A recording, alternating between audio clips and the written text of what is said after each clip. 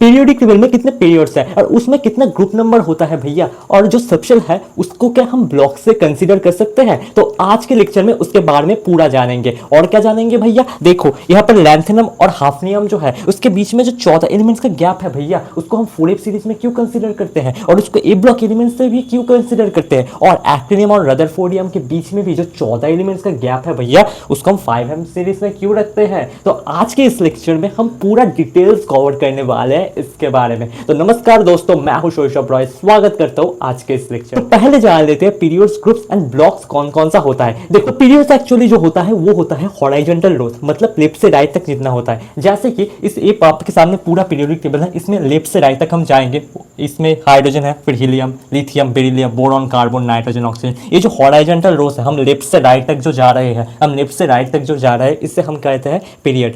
Periodic table में total कितने period है भैया, टोटल हमारे पास 7 पीरियड है। पीरियोडिक टेबल में टोटल 7 पीरियड है। देखो यहाँ पर लिख दिया है हमें फर्स्ट पीरियड, ये फर्स्ट पीरियड है, second period, third period, fourth period, fifth period, six period and 7 period. अब हम जानेंगे एक एक पीरियड में कितना maximum number of elements present हो सकता है। तो यहाँ पर लिखा गया है, देखो फर्स्ट पीरियड में कितना प्रेजेंट हो सकता है element, maximum 2 element maximum present होता है, एक होता है हाइड्रोजन, एक होता है हीलियम। तो सेकंड पीरियड में कितना मैक्सिमम एलिमेंट्स प्रेजेंट होता है, 8 एलिमेंट्स प्रेजेंट होता है। थर्ड पीरियड में भी 8 एलिमेंट्स प्रेजेंट होता है। तो फोर्थ पीरियड में कितना मैक्सिमम एलिमेंट्स प्रेजेंट होता है, 18 एलिमेंट्स प्रेजेंट होता है। फिर आता है क्या, फिफ्थ पीरियड में भी 18 एलिमेंट्स प्रेजेंट होता है। सिक्स पीरियड एंड 7 पीरियड में 32 एलिमेंट्स प्रेजेंट होता है। तो यहाँ से यहाँ तक, यहाँ पर भी अगर देखोगे सेकंड पीरियड में मैंने बोला टोटल 8 एलिमेंट्स प्रेजेंट होता है। तो गिन लेते हैं, 1 2 3 4 5 6 7 8। ये जानकारी बिल्कुल सही हुआ। अब देख लेते हैं ग्रुप कौन सा होता है भैया। ग्रुप क्या है एक्चुअली, देखो ग्रुप एक्चुअली होता है वर्टिकल कॉलम्स। वर्टिकल कॉलम्स मतलब ऊपर से नीचे की तरफ जो देखते हो, देखो यहाँ पर क्या है, ऊपर से नीचे तक, मतलब ग्रुप क्या है, ऊपर से नीचे तक। पीरियोडिक टेबल में टोटल 18 ग्रुप होता है। पीरियोडिक टेबल में टोटल 18 ग्रुप्स होता है, ऊपर से नीचे तक, ऊपर से नीचे तक। देखो यहाँ पर कितने ग्रुप्स है, ये 1 ग्रुप्स, 2 ग्रुप्स, ओके, ये थर्ड, फोर्थ, फिफ्थ, सिक्स, 7 8 9 10 11 12 हो गया। फिर क्या आता है, 13 14 15 16 17 18, टोटल 18 ग्रुप प्रेजेंट होता है पीरियोडिक टेबल में, ओके। ये ऊपर से नीचे, ऊपर से नीचे। अब हम बात करें कि ब्लॉक्स क्या होता है भैया। देखो हम जानते थे कि सबशेल हमारा 4 प्रकार के होता है, सबशेल को ही हम ब्लॉक से कंसीडर कर सकते हैं। जो सबशेल होता है वही असल में ब्लॉक होता है, ओके। तो हमारे पास टोटल 4 सबशेल होता था, S subshell, P subshell, D subshell and F subshell. तो हमारे पास भी वो 4 ब्लॉक ही होगा, S block, P block, D block and A block. देख लेते हैं, उसके बारे में पूरा चर्चा करेंगे, ठीक है।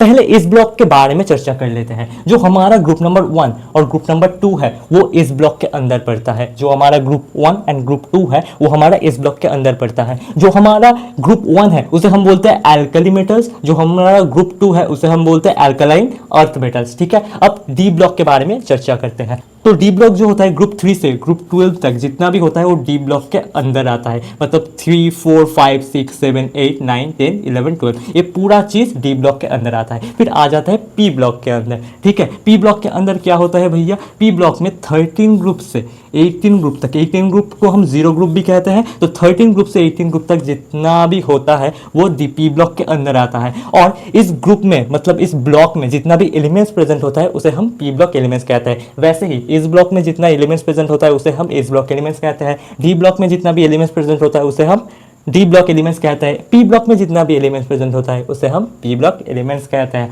अब आ जाते हैं हमारा लास्ट सबसे पसंदीदा, सबसे खास ए ब्लॉक के बारे में। A block elements actually third group में रहता है। अब बोलोगे भैया ऐसा कैसे हो सकता है, ऐसा कैसे हो सकता है। तो पहले आपको डी ब्लॉक के बारे में जानना होगा। पी ब्लॉक और एस ब्लॉक तो सिंपल है, ये ज़्यादा हंगामा मचाता नहीं है, बट डी ब्लॉक के अंदर बहुत हंगामा होता है। देखो क्या, जो डी ब्लॉक का जो पहला सीरीज होता है वो होता है 3D सीरीज। क्या होता है वो, 3D सीरीज। 3D सीरीज के बाद क्या होगा, 4D सीरीज। उसके बाद क्या होगा, 5D सीरीज। उसके बाद क्या होगा, 6D सीरीज। तो 3D सीरीज कहाँ से कहाँ तक होता है, स्कैंडियम से जिंक तक, स्कैंडियम से जिंक तक। 4D सीरीज यट्रियम से कैडमियम तक, यट्रियम से कैडमियम तक। But 5D series and 6D series में ट्विस्ट है। क्यों भैया, देखो यहाँ पर क्या है, एक्चुअली लैंथेनम से मरकरी तक, लैंथेनम से AgH मरकरी तक 5D सीरीज होता है, ओके।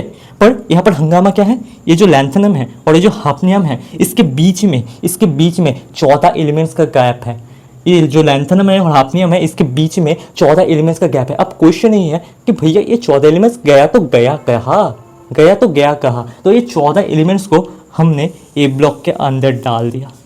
इस 14 एलिमेंट्स को हम ए ब्लॉक के अंदर डाल दिया। तो देख लेते हैं ए ब्लॉक में कितना ग्रुप्स होता है। तो 1 2 3 4 5 6 7 8 9 10 11 12 13 14। हाँ भैया, यहाँ पर तो टोटल 14 एलिमेंट्स है। ये जो लैंथनम है और ये जो हाफनियम है, इसका बीच का जो 14 एलिमेंट्स का गैप है, उसको हम ए ब्लॉक एलिमेंट्स में डाल देते हैं। तो ए ब्लॉक का जो पहला सीरीज आता है, ए ब्लॉक का जो पहला सीरीज आता है, उसे हम वो कहते हैं A4F सीरीज। और उससे कौन कौन सा एलिमेंट रहता है? सीरियम से ल्यूटेशियम तक। मतलब लैंथनम और हाफनियम के बीच कौन कौन से एलिमेंट्स रहते हैं? सीरियम से ल्यूटेशियम तक। इसे ही हम कहते हैं 4F सीरीज, और 4F सीरीज का ही नाम होता है लैंथेनाइट सीरीज और लैंथेनॉइड सीरीज। ओके, समझ में आया? तो क्या बोला, फिर से रिपीट कर देता हूँ। लैंथनम और हाफनियम के बीच 14 एलिमेंट्स का गैप होता है, उसको हम ए ब्लॉक एलिमेंट्स में भर देते हैं। और उसमें कौन कौन सा एलिमेंट होता है? सीरियम से ल्यूटेशियम तक, सीरियम से ल्यूटेशियम तक। और उसको ही हम, इस सीरियम से ल्यूटेशियम तक के एलिमेंट्स को ही हम 4F सीरीज कहते हैं। ओके, 4F सीरीज कहते हैं, और उसको ही हम लैंथेनाइट और लैंथेनॉइड सीरीज कहते हैं। अब आता है 6D सीरीज के बारी भैया, 6D सीरीज के बारी। यहाँ पर क्या है, ये जो एक्टिनियम है और ये जो रदरफोर्डियम है, इसके बीच में 14 एलिमेंट्स का गैप है। इसके बीच में 14 एलिमेंट्स का गैप है। क्वेश्चन है ये गया कहाँ? तो भैया इसको हम ए ब्लॉक एलिमेंट्स में डाल देते हैं। इसको हम ए ब्लॉक एलिमेंट्स में डाल देते हैं। इसके बीच में कौन कौन से एलिमेंट्स रहता है भैया? थोरियम से लॉरेंसियम तक, थोरियम से लॉरेंसियम तक। और इसको ही हम बोल देते हैं 5F सीरीज। थोरियम से लॉरेंसियम तक जितना भी एलिमेंट्स रहता है, उसको हम बोल देते हैं 5F सीरीज। और इसका ही और एक नाम है एक्टिनाइट और एक्टिनॉइड सीरीज, एक्टिनाइट और एक्टिनॉइड सीरीज। तो एक्टिनियम और रदरफोर्डियम के बीच में जो 14 एलिमेंट्स का गैप है, उसको हमने ए ब्लॉक एलिमेंट्स में डाल दिया। उस सीरीज का नाम है 5F सीरीज, और उसको ही हम बोल देते हैं एक्टिनाइट और एक्टिनॉइड सीरीज। भैया पर यहाँ पर तो लैंथेनाइट सीरीज और एक्टिनॉइड सीरीज हम क्यों बोल रहे हैं? ये देखो, ये जो सीरियम से ल्यूटेशियम तक का एलिमेंट्स है, वो किसके पीछे आता है? मतलब इसका राजा कौन है, किंग आता है कौन? देखो, लैंथेनम आता है, उसके बाद सीरियम से ल्यूटेशियम तक का एलिमेंट्स रहता है। तो इसका राजा कौन हुआ भैया? लैंथेनम। तो राजा का नाम पे ही इसका नाम रखा गया लैंथेनाइट सीरीज। फिर आता है थोरियम से लॉरेंसियम तक, थोरियम से लॉरेंसियम तक एक किसके पीछे रहता है भैया? एक्टिनियम के पीछे रहता है। तो इसका राजा कौन हुआ? एक्टिनियम हुआ। तो उसके नाम से यहाँ पर नाम हुआ एक्टिनाइट और एक्टिनॉइड सीरीज। तो पूरा पता चल गया फंडा। तो यहाँ पर अगर समराइज करके बोले तो लैंथेनम और हाफनियम के बीच में कौन कौन सा एलिमेंट होगा? तो हम बोलेंगे सीरियम से ल्यूटेशियम तक का एलिमेंट्स होगा। और इसका ही हम क्या बोलेंगे? यही हो जाता है आपका 4F सीरीज, यही हो जाता है आपका 4F सीरीज। एक्टिनियम और रदरफोर्डियम के बीच में कौन कौन सा होता है? थोरियम से लॉरेंसियम तक का एलिमेंट्स होता है। इसे ही हम बोलते हैं 5F सीरीज, इसे ही हम बोलते हैं 5F सीरीज। अब आपसे एक क्वेश्चन है मेरा कि ए ब्लॉक एलिमेंट्स के ग्रुप में प्रेजेंट होगा अगर उनका राजा जो है, उनका किंग जो है, कौन कौन से है? लैंथेनम और एक्टिनियम। सो लैंथेनम और एक्टिनियम, इसे हमें देखना पड़ेगा कौन सा ग्रुप में प्रेजेंट होता है। तो लैंथेनम और एक्टिनियम जो है वो हम देख रहे हैं थर्ड ग्रुप में प्रेजेंट होता है। किस ग्रुप में प्रेजेंट होता है भैया? थर्ड ग्रुप में प्रेजेंट होता है, थर्ड ग्रुप में प्रेजेंट होता है। तो जो ए ब्लॉक एलिमेंट्स होगा वो किस ग्रुप का होगा भैया? ये किस ग्रुप का होगा? तो देखो, ये थर्ड ग्रुप का होगा। क्यों भैया? क्योंकि सीरियम से ल्यूटेशियम तक का जो एलिमेंट्स है, उसका राजा कौन है? लैंथेनम। तो लैंथेनम किस ग्रुप में रहता है?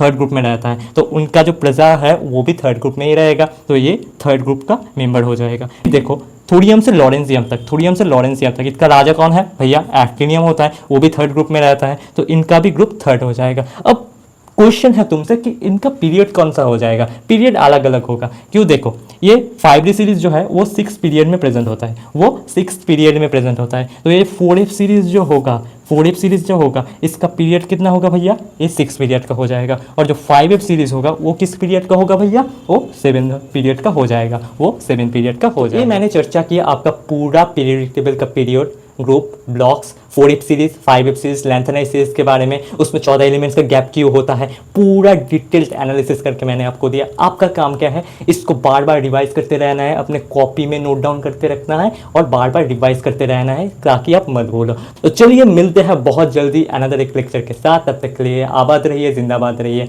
और अपने लाइफ में मचाते रहिए। Bye bye, take care to yourself.